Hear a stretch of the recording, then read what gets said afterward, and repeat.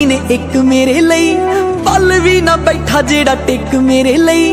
किन्ने एहसान मेरे सिर ते सोच सोच अखों हंझू चो गया। बापू तेरे करके मैं पैरां ते खलो गया। तू सैकलां ते कट्टी ते मैं गड्डी जोगा हो गया। बापू तेरे करके मैं पैरां ते खलो गया। तू सैकलां ते कट्टी ते मैं गड्डी जोगा हो गया।